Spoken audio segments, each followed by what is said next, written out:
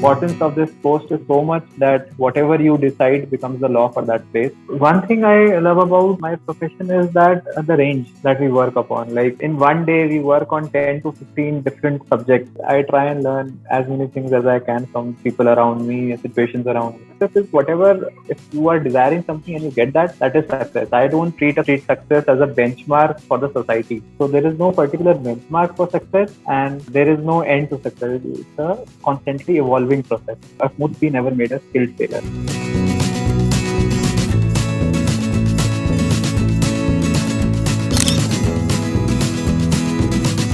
I am your host Gaurav Garg and we welcome all our viewers to our show Amazing Mentor. Today with us is Mr. Amol Srivastava. He is an IAS officer of 2018 batch. He is currently sub-divisional officer and FDM. He started his profession career in 2014 as a big data scientist in a leading data analytical firm. It's a pleasure to welcome Mr. Amol Srivastava to our show Amazing Mentor. Welcome, sir. Thank you so much, Mr. Gaurav. So tell us about your childhood and memories which you still remember from your childhood. I was born and brought up in Noida. Schooling was done in Noida. The memories are really good till I go back to my house or I pass by the school. If you talk about my childhood, then I would say that I was involved in most of the things that were happening in the school, whether it is sports or academics or extracurricular. Childhood had been very good, and then after my schooling, I had moved out to Vellore for my engineering. Those are also very good memories that I have. College is definitely one of the most memorable times anybody has. So tell us about your educational background in schooling and higher education.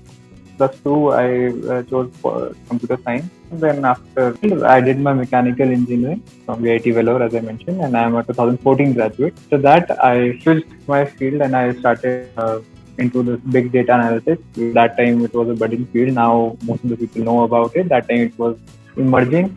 So I thought that let me try a new field that is going on. Doing all these things in the back of the mind, I always had a dream to pursue civil services. So after working for 1 year in the big data analytics firm, I quit and I started preparing. So what was your dream as a child? In this case, I don't consider myself as very ambitious. I took everything that happened with me. Like my only task was like if I'm in class 6, then I have to do it well. If I'm in class 7, I have to do it well, whatever is given to me. I was active in sports also. So most of the time after school hours, everything went to practice cricket. And I never had this thing that what I want to become. And maybe in class 10th and 11th, when people around me started thinking about these things, then I, as a normal or an average middle class, you feel that engineering is a very good option for you. And most of my friends are also doing that thing. So I did. In our society, there is always a craze for being a civil servant. And I didn't have any civil servant in my family. And I was good with academics throughout my schooling life. So all my relatives, my grandfather, my parents, they had that array so IAS banoge, अच्छा पढ़ाई करते. So what about your hobbies and interests? I would say I consider myself as a jack of all trades, master of none. Unfortunately, I have not been able to master any one particular hobby which I can say. But yes, playing cricket was one of my favorite things in my school. I've been a part of my school cricket team. Then I'm interested in some painting also, a little bit of singing, music. So small things of flavors of all the things.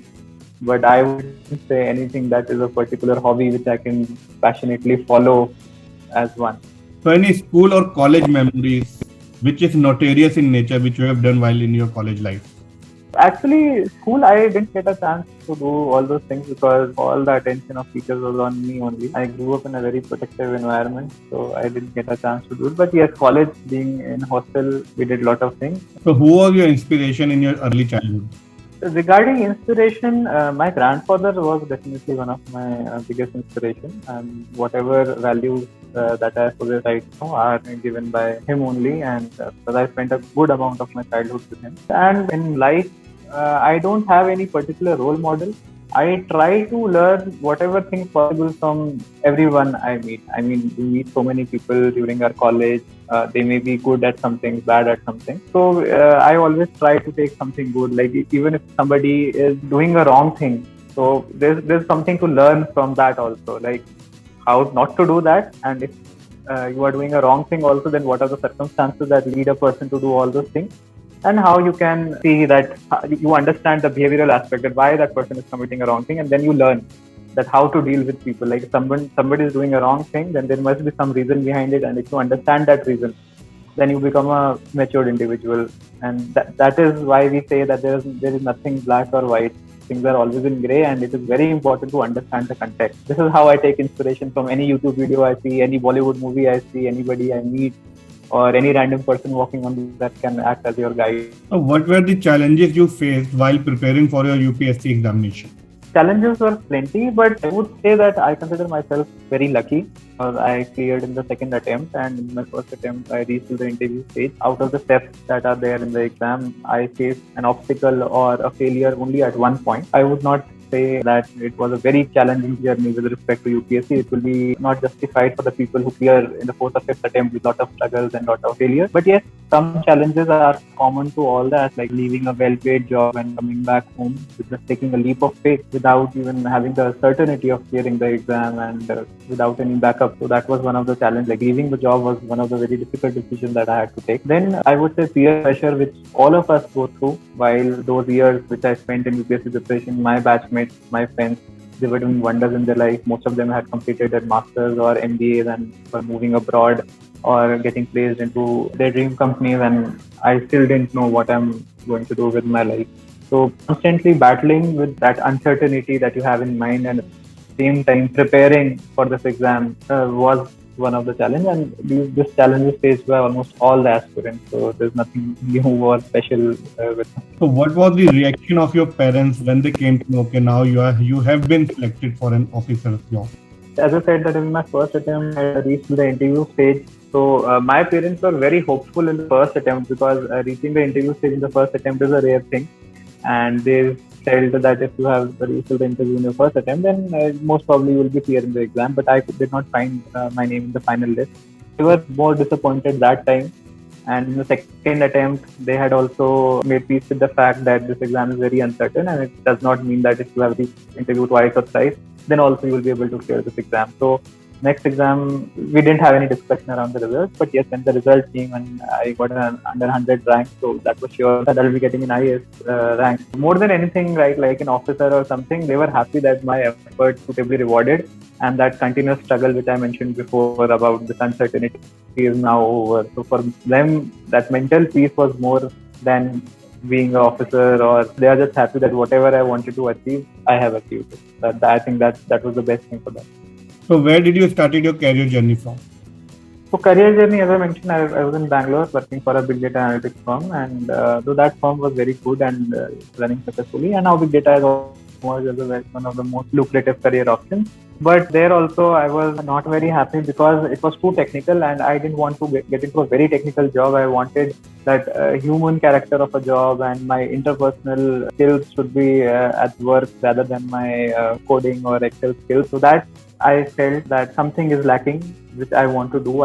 And I wanted a job where I get to meet people, work for them, and at the same time, I am in some leadership roles, and my work, whatever I do, is recognized, and the status is also important factor in that. So combining all these things, I think civil services was the best option, and thankfully I've cleared it. And during the training process, we complete our masters also. So I have done my post graduation also in public policy management.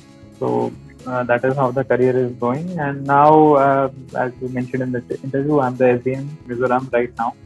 And hopefully new challenges will come and new postings will keep on going. And that's all we can wish for. So how was your first day on the chair? Actually, one good thing about this field is that you are trained very exhaustively. So right from first day, though we get our own due, whatever post we are getting, but since we are trainees, so we sit with our collectors and district magistrates to understand what they are doing, how they are doing. So sitting on the side of your mentor, you start thinking that why your boss or your mentor is taking that decision, and if somebody has come to meet that person, then to meet the DM, then how you have to understand that situation and how you have to respond. Sometimes some controversies also happen, some challenges also come where you are walking side by side with your mentor, and whatever he does, you have to understand the logic behind it, and you start getting into that frame that now from the next year onwards, you are also going to do the same thing. So when we start our first day as dependent officer, so we have to recollect all those memories, and right from the first day, same thing starts happening. So few months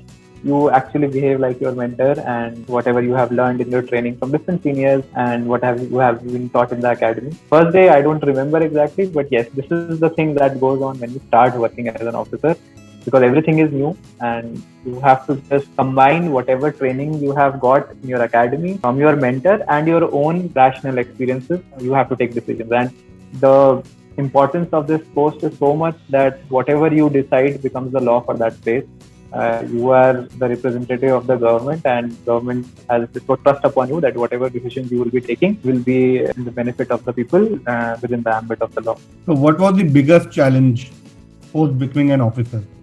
Challenges keep on coming, and they come unannounced. So recently we had few cases in Mizoram where there was a big forest fire spreading across 15-20 days. Our district handling that was a challenge. Though it was not much in my area, but yes, the whole state was going through it. So it was a good learning opportunity, seeing others that how things are going on. And then recently we had a border dispute between Assam and Mizoram, which had involved a lot of security concerns here and which had to be dealt with. Being at a new place where we have not grown up and which is ethnically and culturally different from our own background, things become sensitive and we have to work with a lot of caution, and we have to work under the ambit of the law without hurting the sentiments of the people, and taking care of the future consequences of our actions. These are the challenges that you have to balance each and everything. So, what's that one thing you love about your profession the most? One thing I love about my profession is that the range that we work upon. Like in one day, we work on 10 to 15 different subjects. Like it could be sanitation, it could be health, COVID, and then law and order or disaster, elections. We understand why UPSC syllabus was designed in a way that we have to deal with so many aspects together. That is one thing which I really like, because you get an idea of almost all the things. You are expected to act upon them. So the learning curve is really high. If I compare being an IS to some other job, you don't get leadership roles until the time you turn 30, 40, 45. Here, the moment you clear this exam, you are the head of the department, and on the field, you are the SDM or the DM. If you are on the headquarters, then you are MD of some organization or director of some organization, which you can never imagine.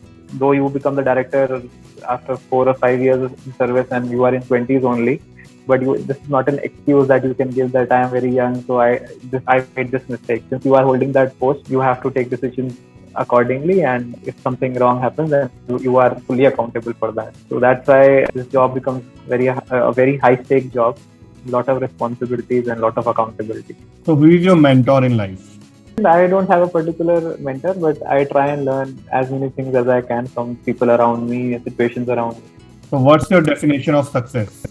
So I think success is whatever, if you are desiring something and you get that, that is success. I don't treat success as a benchmark for the society. I wanted to become an IS officer, I became, that is success for me. And that is ever evolving. In 2018, I cleared this exam. That time for me, the only success was clearing this exam. Now, being an SDM, I am working on many projects. If the projects are successful, that is success for me. Next year, I'll be working on some other projects. The idea of success will be different for me. So there is no particular benchmark for success, and there is no end to success. It's a constantly evolving process, and that can be different for everybody. So what was the main reason for choosing UPSC? I wanted a job where I get recognition of my work with leadership opportunities, and I get a chance to work with people, work for people with a lot of public dealing. And there are many jobs which give all these things, but being a civil servant and an IS officer, I think it's the best job, that specification. So what are your roles and responsibility as sub-divisional officer and SDM? My roles and responsibilities are all like I'm the executive head of subdivision. Whatever things are happening in this subdivision are happening with coordination with the civil administration, and I have to coordinate all those things. So I'll take example of this place only. There is some law and order situation. I am the executive head, executive magistrate, to take the call that how that law and order situation will be managed. We have to coordinate with the police force that is stationed here and take care of the law and order situation. Then in COVID, we have to coordinate with the doctors and the people in order to manage the COVID situation, set up quarantine centers, then testing, proper testing, and then right now vaccination is going on to ensure that the last mile delivery of vaccination is taking care. Then whenever we have some elections and all the processes of election, whether it is electoral roll management or conducting the elections, it is done under the supervision of SDM. Then any other project that is going on, that also we have to coordinate.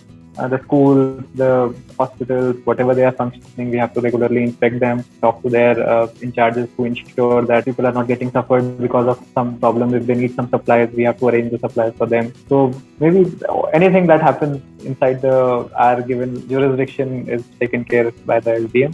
Similarly, whatever work the DM does for the whole district, we as an SDM we do for the sub-division. So what all are do's and don'ts you would suggest while preparing for UPSC examination? Do's and don'ts will be like take this exam different from your college exam, and as I mentioned that there are so many roles and responsibilities that you have to take care as an officer. To understand the gravity of this exam, don't take it like a college or a school exam that whatever teacher is teaching, if it does not come in the exam, then you start blaming UPSC or you start blaming the teachers that have taught you.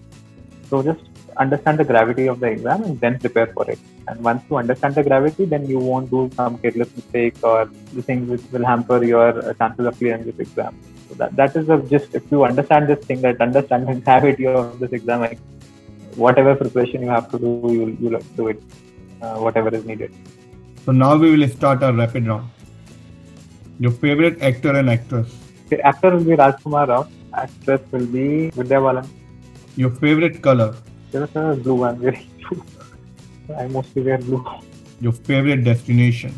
Favorite destination? I haven't been to many places, so I think I won't answer this question. Favorite could keep on changing with time and with situation you are in. If you are with friends, maybe Goa will be fine. If you are with some other person, some other places would be fine.